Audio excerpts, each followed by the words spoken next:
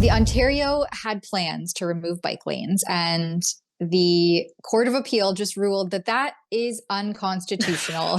Lo and behold, the lead here says a judge has ruled that the Ontario government's plan to remove bike lanes along 3 major streets in Toronto is unconstitutional and violates the Charter of Rights and Freedoms by putting people at, oh, I can't even get through it, at increased risk of harm and death.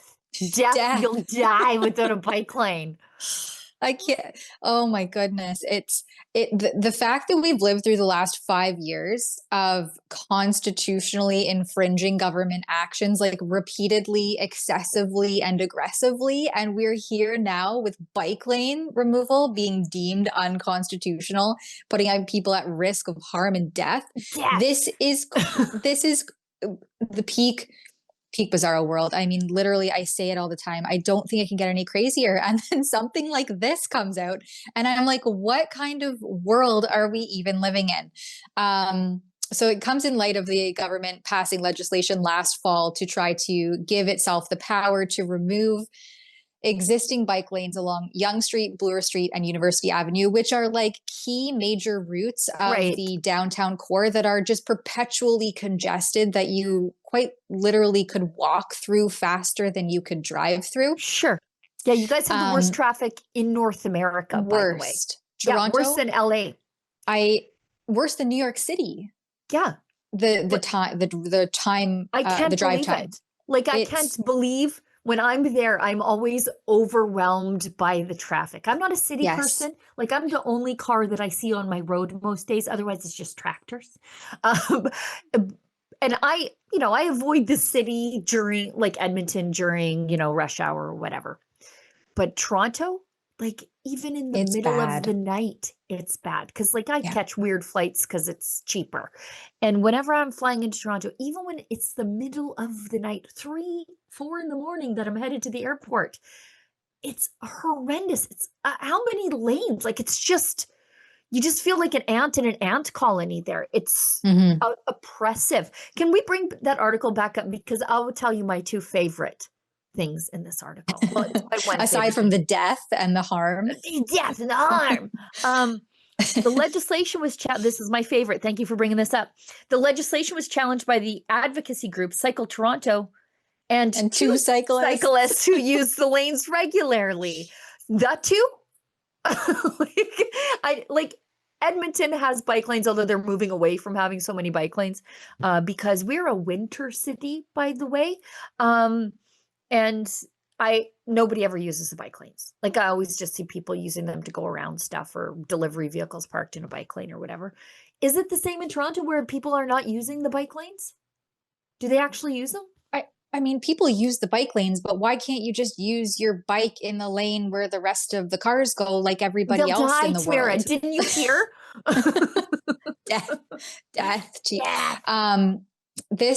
So these 2 cyclists, people say, Tamara, go into the office for the live stream. It's only an hour away. And I'm like, wait, did you factor in the 401 and Toronto traffic? Because it may only seem like, if you use Google distance from Cobourg to Toronto, yes, it's an hour. If you don't get caught up in all of that massive, relentless congestion, it has taken me always construction.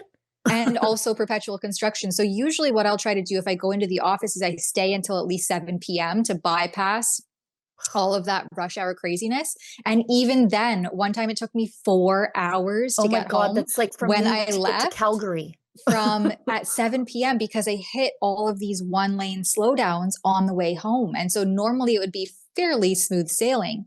And no.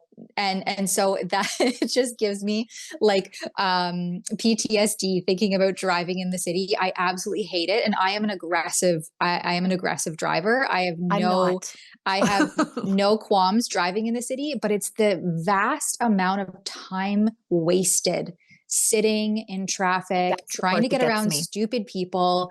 The transport trucks are out of control because there's a whole licensing racket with people who are never trained to drive truck, especially in Canada. and it is a mess. The roads are a mess.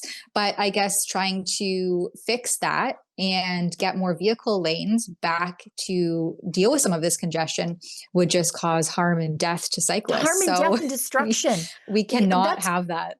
That's crazy to me. Like in the West, there's a vast distance between our major municipalities. And I don't mind driving from my place to Calgary. It's about 4 hours, 8-hour round trip, but it is smooth sailing the whole time. Yes. Just on the open road, there's a bend in the road by Lacombe, and that's about it. Like if I'm going to 3 hours east, like if I'm going to Saskatoon or something, I just get to the highway, I hang a left, and I drive straight. Smooth sailing. Till I get there. It's perfect. The idea of sitting in traffic and not moving is a special circle of hell for me. I just, yes. I can't do it. Same. I also likewise cannot do it. But I wanted to just read the Whistle Stop's take Chris. On all of this. Yeah, Chris, he was great.